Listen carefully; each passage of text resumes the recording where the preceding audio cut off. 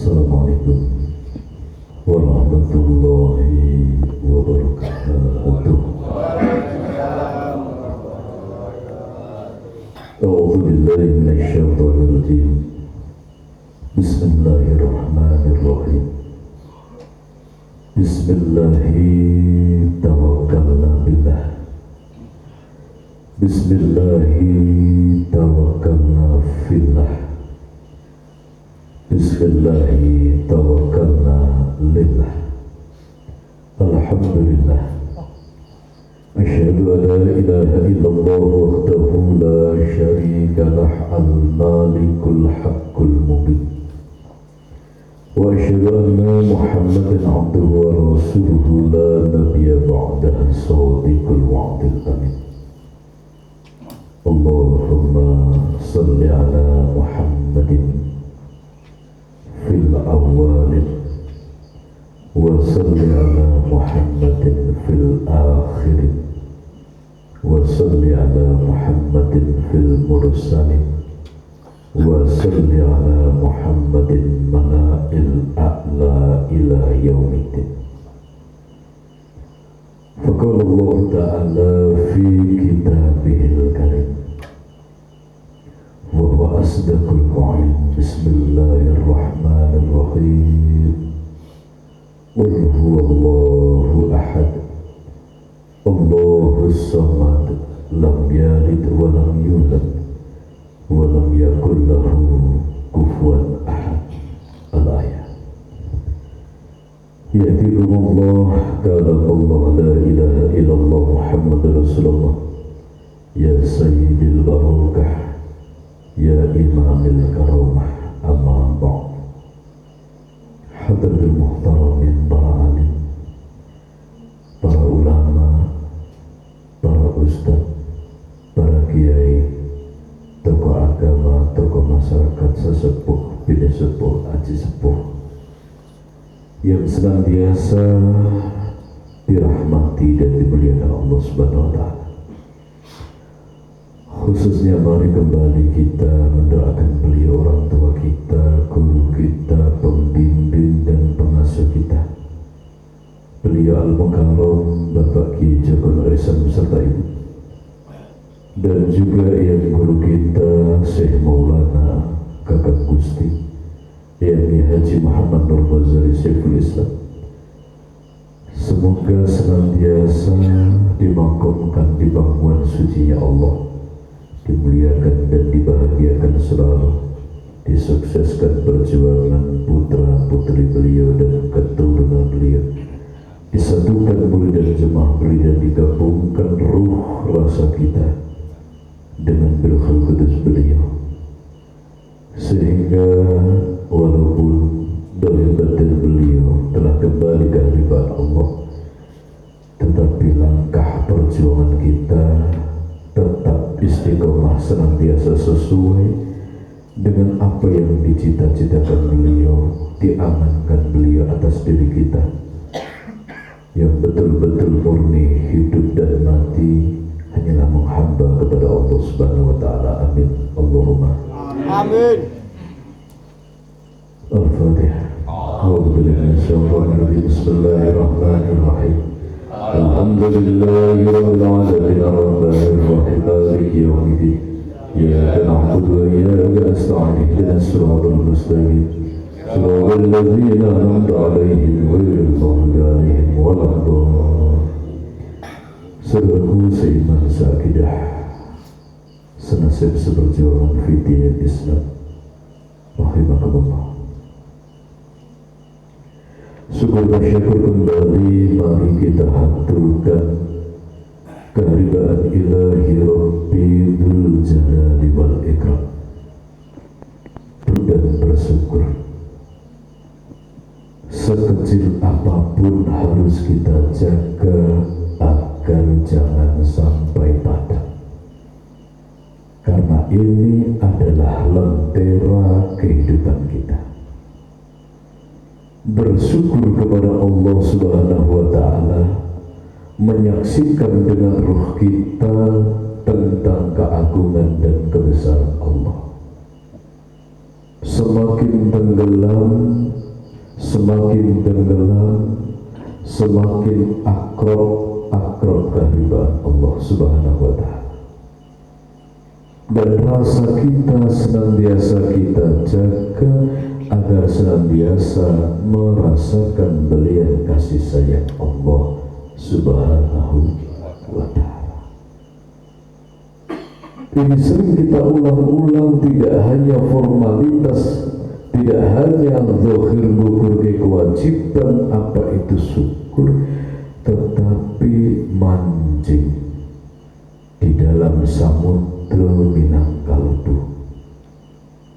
Syukur mendarah daging, betul-betul menyatu dalam ruh rasa. Yang ada dalam ruh itu hanya ngawuran Allah, ngawuri hidup ini penghambaan. Maka seluruh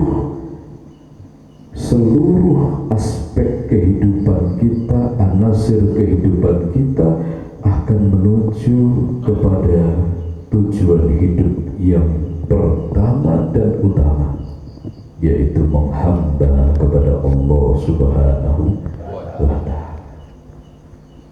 Inilah tauhid, inilah perjuangan awal manusia sebelum berjuang dengan membangun fisik, berjuang dengan membangun jaringan, adalah berjuang membangun hubungan kita dengan Allah Subhanahu wa Ta'ala.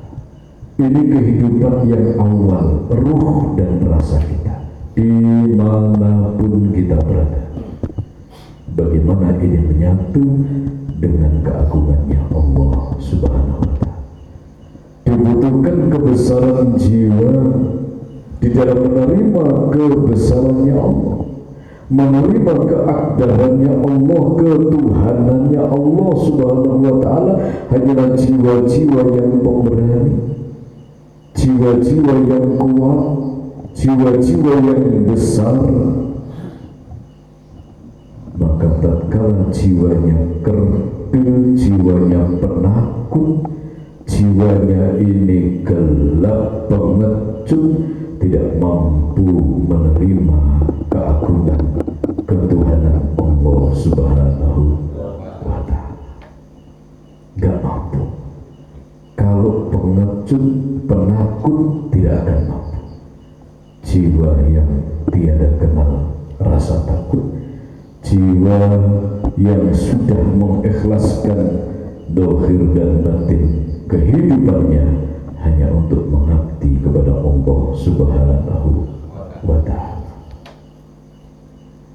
Dan mari kita ikrarkan di qaulina alhamdulillahirabbil alamin.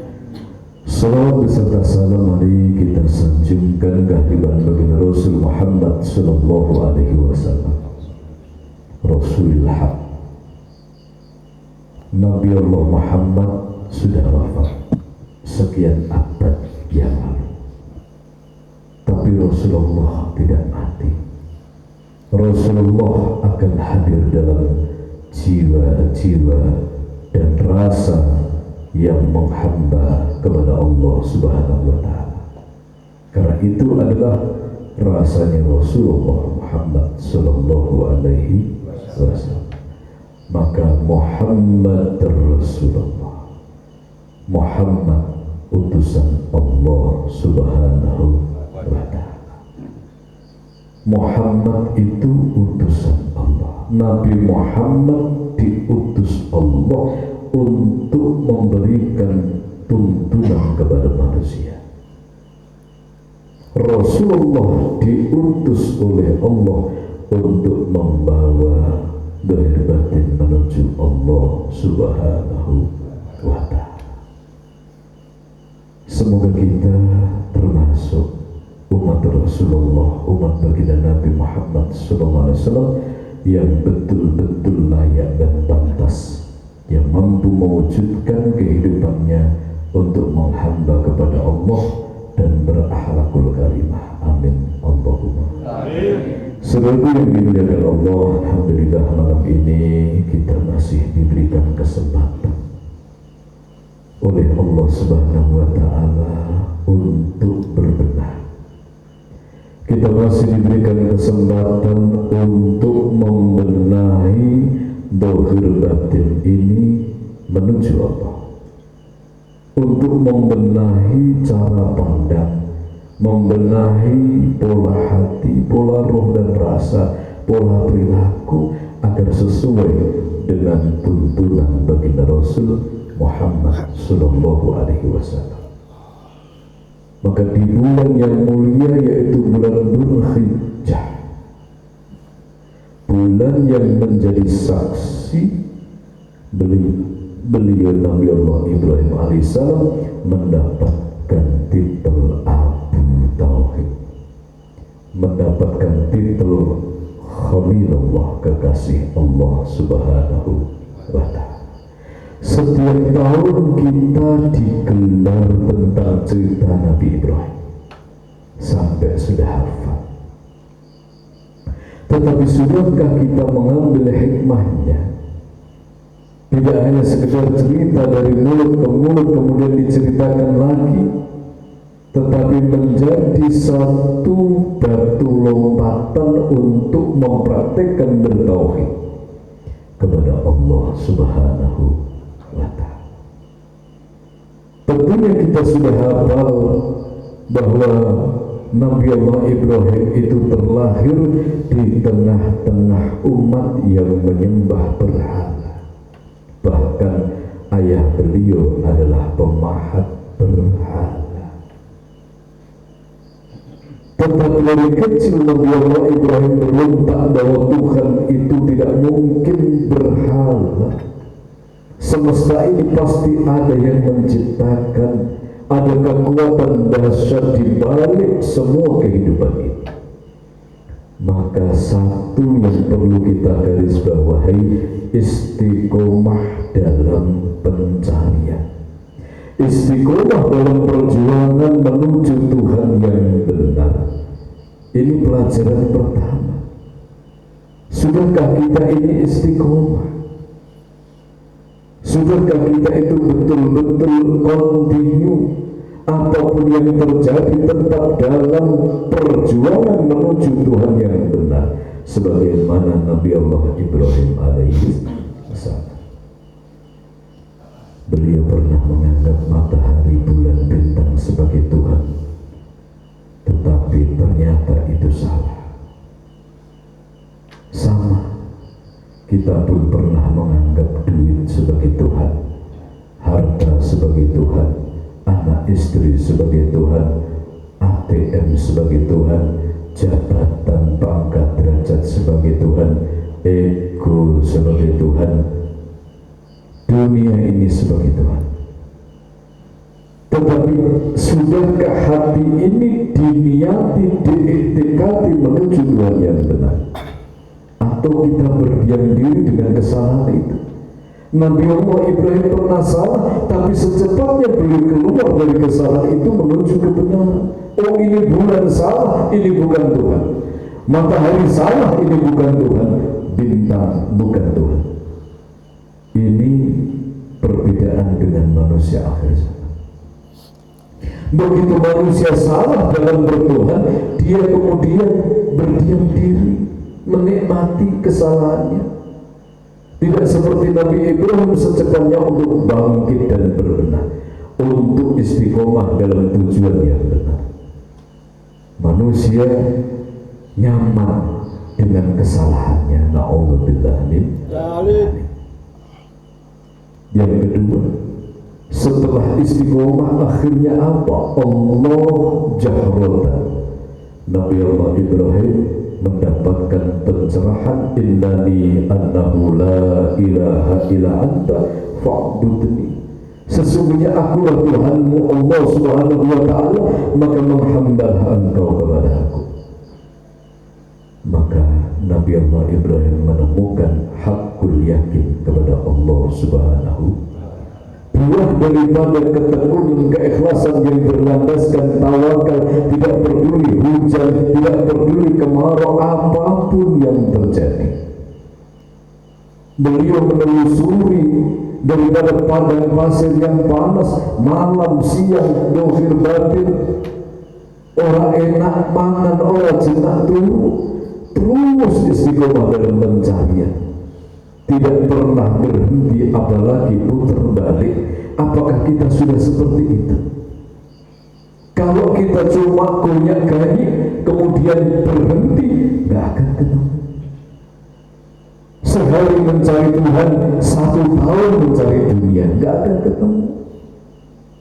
1 menit mencari Tuhan, 10 tahun mencari dunia, nggak akan ketemu. Harus istiqomah mencari menuju Allah Subhanahu wa Ta'ala. Tahap kedua, setelah Nabi Allah Ibrahim hakul yakin kepada Allah Subhanahu wa Ta'ala, sudah tidak ada keraguan lagi, Nabi Allah Ibrahim kemudian menghancurkan berhala-berhala yang ada di kuil kaumnya.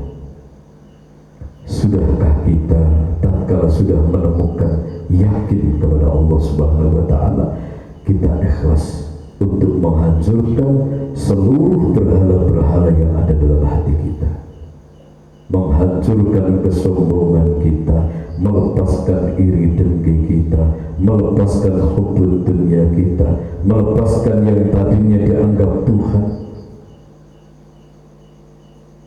Katanya yakin kepada Allah tapi tidak mau berpisah dengan dunia secara hakiki.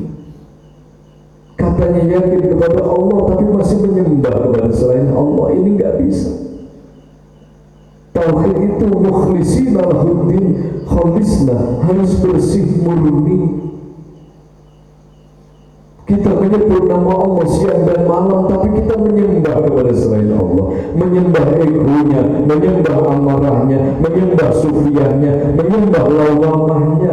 Nggak ketemu. Ini yang menjadikan power tidak mampu masuk, yang menjadikan tidak ada generator super power yang menggerakkan kehidupannya menuju Allah, masih terblokir, masih terhambat,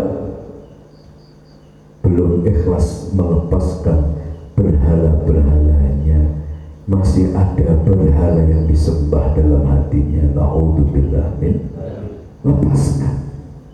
Lepaskan, relakan.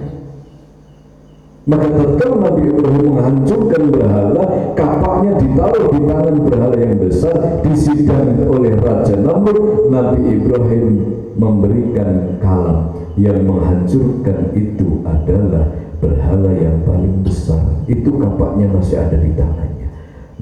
Nabi Ibrahim menjawab seperti itu. Raja Namrud tertawa terbahak-bahak dengan para pejabatnya. Apa kata Raja Namrud?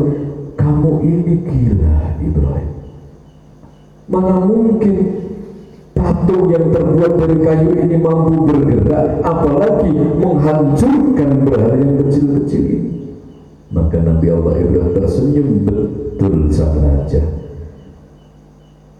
Kamu menganggap aku gila, lalu bagaimana dengan engkau dan kaummu? Bahwa sudah tahu tidak mampu bergerak dan apalagi menghancurkan, kok kamu sembah? Sudah tahu itu tidak ada manfaat dan bahayanya, kok kamu sembah? Maka sesungguhnya Tuhan itu adalah Allah Subhanahu wa Ta'ala.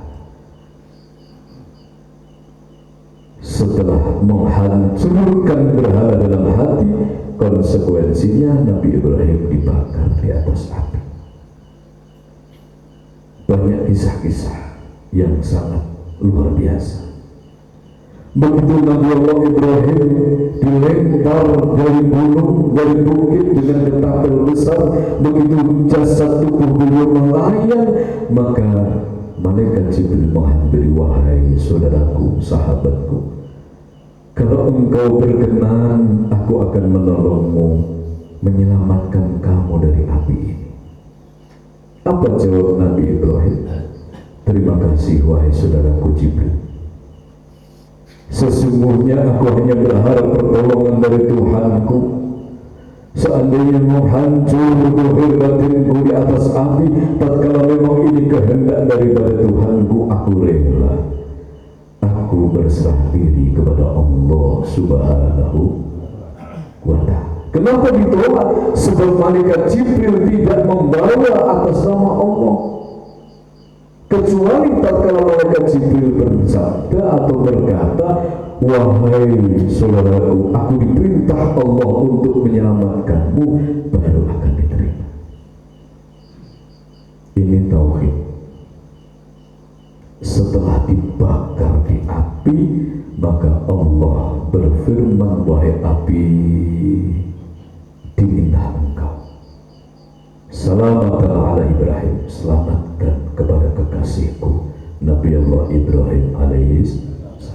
Secara perhitungan semesta, hukum alam, perhitungan akal, harusnya hancur lebur Nabi Allah Ibrahim dibakar di dalam api, tapi nyatanya selamat, jubahnya saja enggak terbakar, apalagi tubuhnya. Ini pertolongan Allah Subhanahu. Setelah kita berani menyingkirkan berhala-berhala dalam hati kita, maka konsekuensinya kita akan dibakar dengan dimensi yang berbeda, dengan bentuk yang berbeda. Ada yang dibakar dengan ekonominya sulit, ada yang dibakar dengan sesuatu yang didambakan gak datang-datang, ada yang dibakar dengan dijauhi orang, ada yang dibakar dengan fitnah dan cacian, ada yang dibakar dengan beban-beban perjuangan, ada yang dibakar dengan 1000 jalan. Intinya adalah kepedihan dalam kehidupannya, keprihatinan dalam langkahnya. Maka ada dua, mencari pertolongan kepada selain Allah, ataukah tetap istiqomah berserah diri kepada Allah Subhanahu wa ta'ala. Kalau berserah diri kepada Allah, maka dia akan selamat menghadapi seberat apapun masalah yang dihadapi. Menurut akal tidak mampu, akan dimampukan oleh Allah. Menurut akal tidak mungkin, akan dimungkinkan. Kalau betul-betul bismillahi tawakkaltu. Tapi kalau kita sudah berpaling dari Allah, kita memohon pertolongan kepada dunia, memohon pertolongan kepada syaitan, memohon pertolongan kepada malaikat, memohon pertolongan kepada semesta, maka kita akan hancur. Sebab yang mampu menolong hanya Allah Subhanahu wa ta'ala. Setelah dibakar api tapi tetap tawakal, maka dia selamat. Ujian terakhir Nabi Allah Ibrahim adalah mengorbankan putra kesayangannya, yaitu Nabi Allah Ismail. Ujian tauhid manusia, ketauhidan manusia, ujian kita dalam bertauhid. Setelah kita dibakar oleh semesta, dibakar oleh kahanan, oleh kaum, tapi tetap berserah diri kepada Allah, maka harus mengorbankan daripada anak kita. Bukan anak dohir atau anak keturunan darah daging kita, tapi bahasa tauhid, bahasa hikmah, mengorbankan anak adalah anak itu sesuatu yang paling dekat dengan kita, bapaknya. Apa? Dalam bahasa hikmah, anak ini adalah ego kita. Setelah kita istiqomah sholat, setelah kita berjuang, setelah kita beribadah, setelah kita beramal soleh, setelah kita berkarya, sanggupkah ini kita lepaskan dari diri kita? Tidak kita akui. Keakuannya lepas, bukan merasa ahli ibadah, bukan merasa orang yang suci, bukan merasa orang yang berjasa, bukan merasa orang yang pandai, bukan merasa orang yang ahli berjuang, tetapi rasanya tetap sebagai hamba Allah Subhanahu wa ta'ala. Lepas semua itu. Bahasa hikmahnya mengorbankan anak, mengorbankan Nabi Allah Ismail semata-mata karena Allah Subhanahu Sudahkah kita mampu mengorbankan ego kita, melepaskan ego kita? Saudaraku yang dimuliakan Allah, maka korban itu adalah binatang secara hakiki melepaskan seluruh karakter hayawan dalam diri manusia. Ini yang harus dikorbankan agar jalan spiritual ini menjadi ringan menuju Allah Subhanahu wa Ta'ala. Sudahkah kita mengorbankan? Sudahkah kita berkorban karena Allah Subhanahu wa Ta'ala? Maka dalam Al-Quran ada surat namanya Al-Baqarah, sapi betina. Maka secara hakikat sapi betina inilah yang harus dikorbankan. Apa sapi betina? Ini simbol daripada nafsu manusia. Nafsu makan, nafsu minum, nafsu syahwat, nafsu tidur, nafsu hubbud dunya, nafsu ego, dan lain-lain. Setelah kekuatan nafsu dalam diri manusia mulai dipangkas dan dikorbankan, maka muncullah spiritual dalam jiwanya, baru bergerak. Tatkala nafsunya belum dikorbankan, mana mungkin spiritualnya ini bergerak, mandek. Dia masih senang makan, minum, tidur, syahwat, senang harta benda, senang duit, senang sanjungan, senang dunia, senang mobil bagus, rumah mewah, dan lain sebagainya.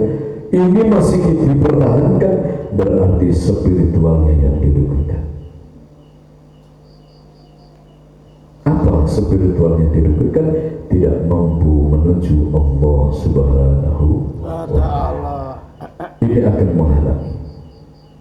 Nafsu lawamah akan hadir dalam kantuknya, nafsu amarah dalam kesombongannya, nafsu sufiyah dalam keserakahannya.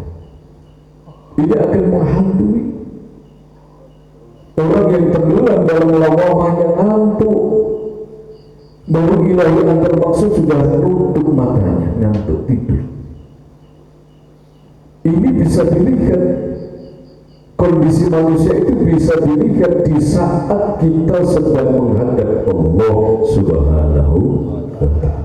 Kalau nafsu sufiyah, kalau nafsu lawamah menguasai dirinya, maka efeknya ngantuk, tidur, ngantuk. Begitu asma Allah disebut, malah tambah taat, tambah berat, tambah nutup matanya. Ini ciri-ciri manusia yang masih tenggelam dalam lawamahnya, nafsu binatang.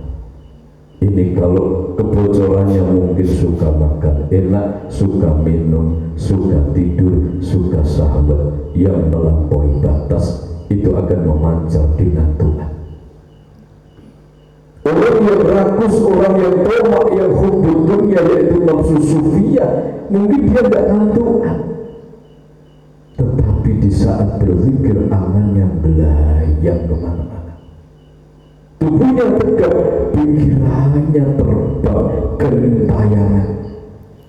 Sedang berzikir ingat apa-apa saja, ingat pekerjaan, ingat hartanya, ingat macam-macam.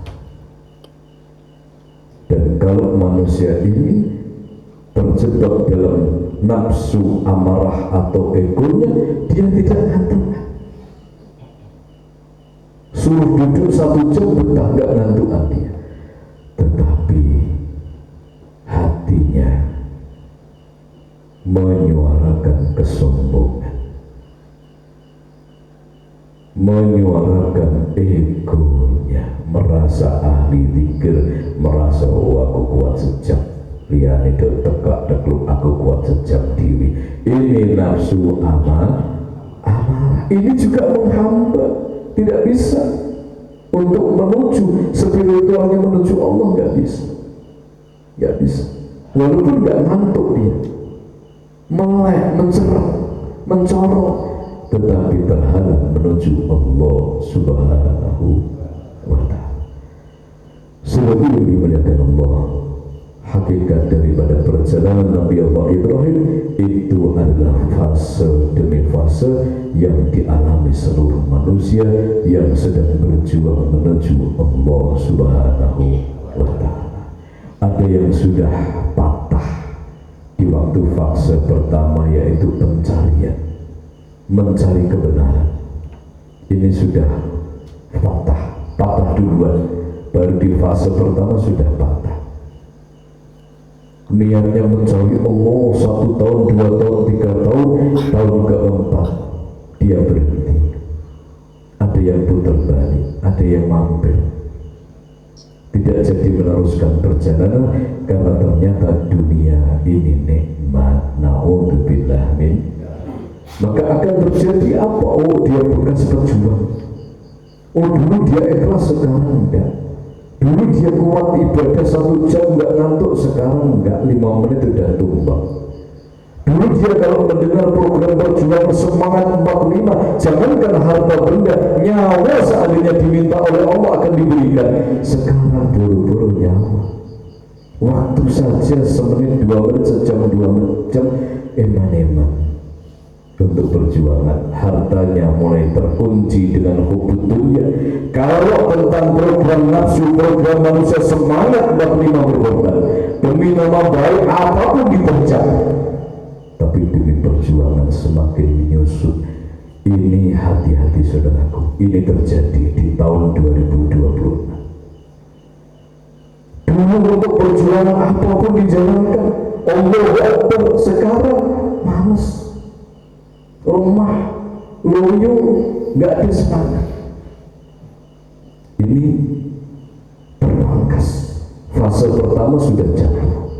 Demi nama baik apapun dikorbankan, asal eksistensi nama baiknya itu tetap dijaga di hadapan masyarakat. Dia korban apapun rela. Tapi untuk menuju Allah mulai dia bakhil, waktunya bakhil, pikirannya bakhil, hati dan perasaannya bakhil, tenaganya bakhil, apalagi hartanya semakin bakhil. Na'udzubillah min.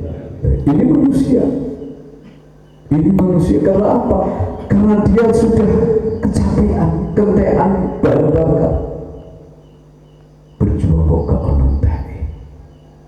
Berjuang itu finishnya adalah inna lillahi wa inna ilaihi raji'un. Yang dinilai itu justru istiqomah. Bukan, oh belum pernah berjuang, sekarang sudah enggak. Oh belum pernah berlari, naik turun gunung 2 kuat, sekarang bagaimana? Sekarang sudah berhenti. Bukan itu. Yang disaksikan, yang diperhatikan oleh Allah itu istiqomahnya. Dulu dia pernah berlari, naik turun bukit, sekarang bagaimana? Tetap berlari walaupun jatuh bangun. Ini yang istimewa di hadapan Allah Subhanahu wa Ta'ala. Saudara yang dimuliakan Allah, ada yang jatuh di fase kedua, yang sudah menemukan kebenaran, sudah tahu arah perjalanan hidup itu harus seperti ini, sudah tahu apa yang harus dilakukan, dia nggak rela melepaskan berhala hatinya. Ada yang di fase ketiga, begitu melihat api menyala-nyala lari, takut kebakar. Ada yang di fase keempat, begitu sudah istiqomah di jalan Allah, melewati berbagai rintangan tantangan, ujung-ujungnya sombong, merasa berjasa, merasa beramal, merasa amalnya sudah turah-turah, pitung turunan, gak kamot tiadai. Ini pun penyakit yang seharusnya orang itu semakin ibadah, semakin beramal, semakin tidak merasa bahwa semua ini adalah rahmat Allah Subhanahu wa Ta'ala. semakin tenggelam di hadapan Allah. Katanya ingin kembali kepada Allah, tapi nggak rela melepaskan keakuannya, melepaskan wujudnya, melepaskan dohirnya. Ini sangat membingungkan. Katanya ingin kembali, padahal jalan kembali itu jalan lahir. Kita usia balita 5 tahun, kita usia 5 tahun, dari lahir sampai 5 tahun kita gak memperdulikan keakuan kita. Kita gak ada angin pengen terkenal, pengen nama baik, pengen ini, direwangi bohong supaya ini gak ada. Balita itu gak punya pikiran-pikiran itu, dan jalan kembali kepada Allah sama. 5 tahun sebelum kematian harus menemukan satu titik bahwa yang kita tuju hanya Allah, rela melepaskan keakuannya di hadapan Allah Subhanahu wa Ta'ala. Bukan semakin tua malah semakin merasa pengen dihargai, merasa pengen dihormati, merasa pengen dikenal. Tidak.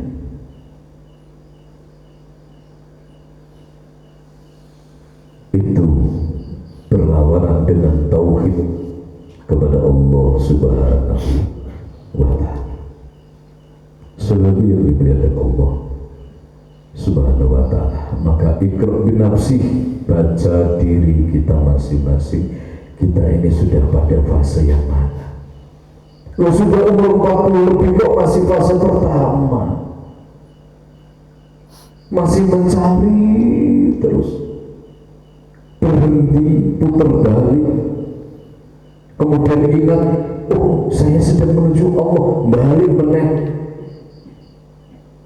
Setelah capek, berhenti. Usia sudah semakin nipis, tapi dia masih di fase pertama, berjalan, berhenti, menggok, putar balik, berjibaku di fase pertama. Saudara yang dimuliakan Allah, itu fase manusia yang bertauhid kepada Allah Subhanahu wa Ta'ala. Inilah manusia yang akan kembali kepada Allah Subhanahu wa Ta'ala.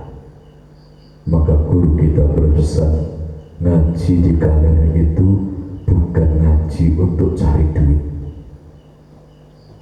Saya mendidik, saya mendidik jamaah, mendidik murid itu bukan saya suruh cari duit, tapi untuk berjuang mencari Allah Subhanahu wa Ta'ala. Ini wasiat beliau. Gak takon boleh duit, tapi takon boleh ridani Allah Subhanahu wa Ta'ala. Apa artinya? Bukan berarti kita dilarang bekerja, enggak.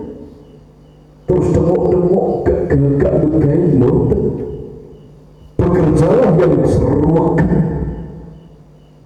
bekerjalah sampai betul-betul banting tulang peras keringat, sikil silah silahkan. Tapi yang dicari adalah Allah, ridho Allah Subhanahu wa Ta'ala. Ada waktunya, ada masanya. Bekerja sungguh-sungguh, tetapi tetap terkendali. Apa wujudnya? Di saat waktunya sholat tetap mampu sholat, di saat waktunya istighosah tetap mampu istighosah, di saat waktunya ngaji tetap mampu ngaji. Jangan dibenturkan. Tidak ngaji gara-gara gawian, ini kualat. Kalau kita ingat apa yang menjadi wasiat guru kita, tidak sholat gara-gara gawian, tidak zikir gara-gara gawian, angannya di gawian, rinawani di gawian, sudah diberi waktu jam 7 sampai jam 5 sore, malamnya juga masih gawian. Kurang. Seandainya sehari semalam itu adalah 100 jam, masih kurang. Ini hati-hati.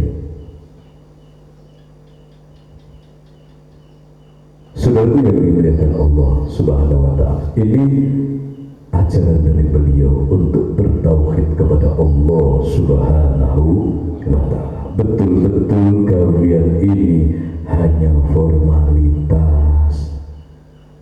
Kawian ini hanya kewajiban kita untuk berikhtiar, tetapi hakikinya adalah jiwa spiritualnya tetap istiqomah menuju Allah Subhanahu wa Ta'ala. Bukti lahir waktu sholat tetap bisa sholat. Saya berkait mau sebatas ikhtiar. Tujuan saya ridho Allah, tapi waktu maghrib hadir bablas, isya bablas, duhur bablas, panggilan jihad bablas. Maka satu pertanyaan dalam diri kita, kita hidup ini untuk apa?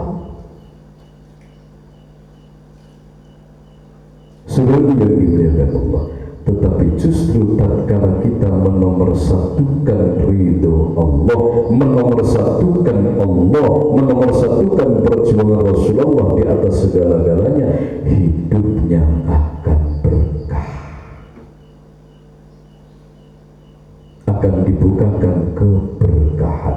Tapi begitu kita benturkan antara panggilan Allah dengan panggilan dunia, kita benturkan, kita akan jungkir balik, kita akan kesulitan. Ini hadis Rasul dan juga wasiat dari guru kita. Barangkali kita lupa, maka di malam ini kita saling mengingatkan. Hidup ini bukan mencari duit, tapi mencari Allah, mencari ridho Allah. Artinya apa? Tetap fokuslah dalam perjuanganmu. Tetap fokuslah berkarya. Karya apa? Karya dalam perjuangan Rasul adalah amal soleh, sehingga senantiasa berhitung di pagi, di fajar kita dibangunkan oleh Allah, apa yang mampu saya torehkan di hari ini.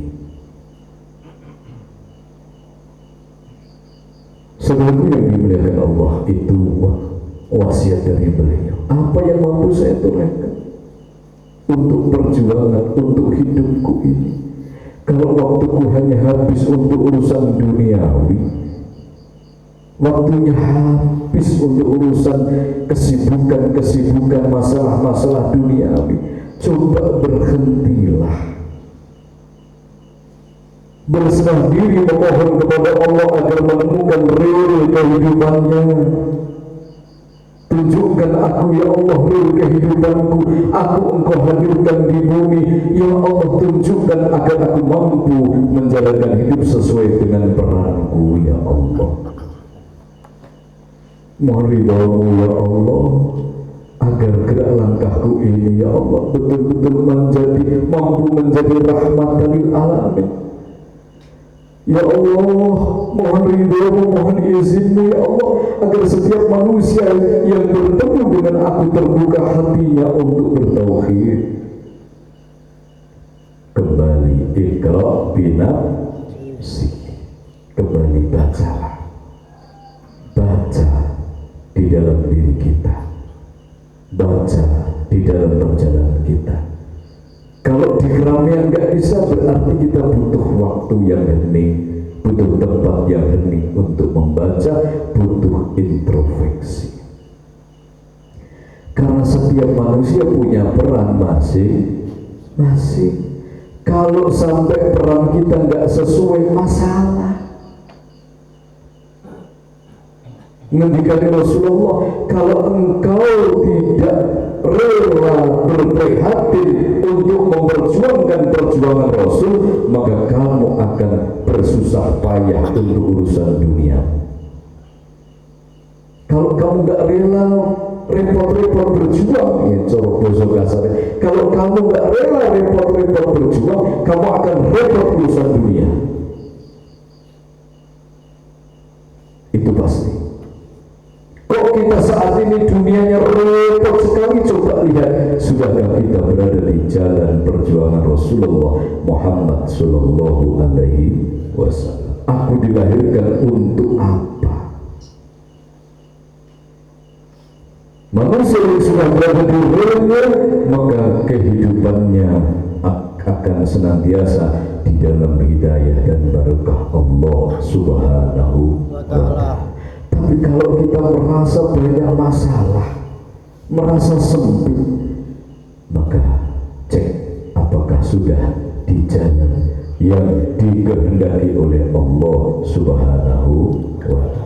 Allah menghendaki jalan kita adalah jalan perjuangan, tapi tiba-tiba kita mencari dunia, maka yang hadir adalah kerepotan.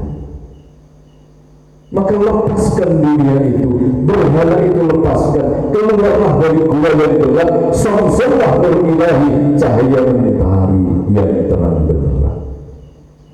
Dan kalau kita kembali ke jalan yang benar, yakin masalah ini akan diberikan jalan keluar oleh Allah Subhanahu wa Ta'ala. Tetapi berapapun kita memohon, berdoa supaya masalah ini hilang, tapi kita nggak beranjak dari tempat yang salah, maka tidak mampu, tidak bisa, sebab belum bergeser menuju jalan yang benar, yaitu ridho Allah Subhanahu wa Ta'ala. Selaku yang dimuliakan Allah, yang terakhir, kita sering berdoa, memohon kepada Allah, dan itu yang diajarkan guru kita, dan baginda Rasul. Berdoalah, bahkan firman Allah, ud'uuni astajib lakum, berdoalah. Tetapi di akhir zaman manusia sudah semakin jauh daripada jalan kebenaran. Doa sudah mulai terkontaminasi dengan nafsu manusia. Yang pertama kali tujuan tekad berdoa itu adalah untuk menjaga hati manusia agar tersambung dengan keridhaan Allah. Doa itu bisa minta ampunan, bisa mohon ampunan, bisa bersyukur, bisa takjub, bisa mohon perlindungan, bisa harapan-harapan, tertuju hanya kepada Allah. Ampuni aku ya Allah, terima kasih ya Allah, bimbing anakku ya Allah, lepaskan masalah ini ya Allah.